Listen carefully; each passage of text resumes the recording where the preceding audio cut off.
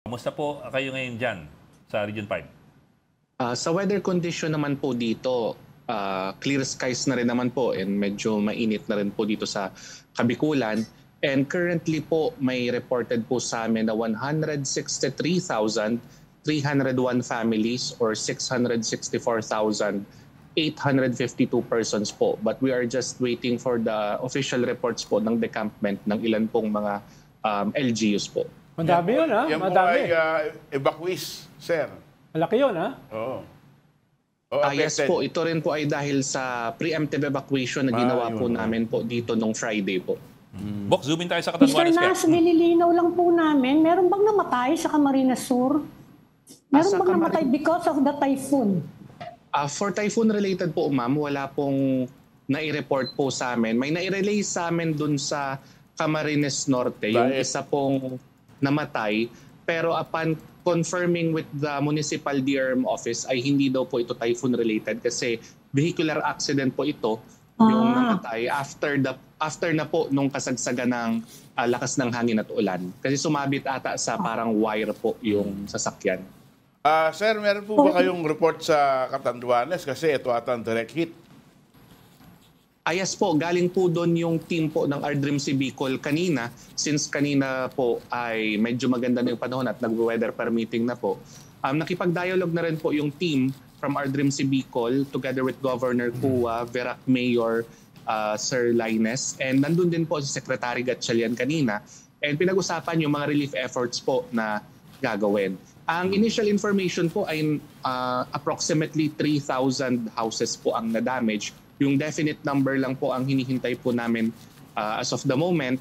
And meron din pong 8 national roads na not passable to all types of vehicles. Kaya po ongoing pa rin po ang clearing operations po doon. Kamusta naman ang relief operations dyan sa lugar nyo? Wala namang kulang? Wala namang nangangailangan na hindi nabigyan?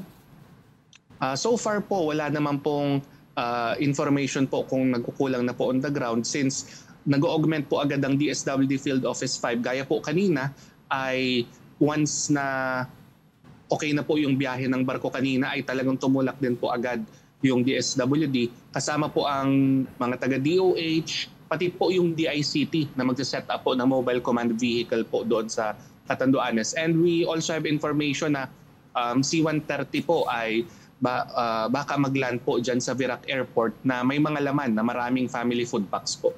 So, signal number 5 yung umabot dyan, no? Yes po. Signal number 5. Signal number 5 po. Lakas nun Mr. Nas, kumusta naman yung mga kuryente? Ang dami-dami daw lugar na nawala ng kuryente. Okay na ba? Na-restore na? Dito po, ma'am, sa Catanduanes ay wala pa rin daw pong kuryente yung whole province. And also the northern parts of Camarines Sur na nakaramdam din ng malalakas na pag-ulan at hangin. And sa Calaguas Island po sa May Vinsons, Camarines Norte. Yung mga schools po, napakaraming na-damage din. Mga next week kaya makakabalik na sa school? Yung mga klase pwede nang bumalik? Sa ngayon po, ma'am, yung sa damage to schools and infrastructure ay wala pa po, ma'am, kaming mga official reports na nare-receive. Ongoing pa naman po, ma'am, yung pag-collecta po nila ng data.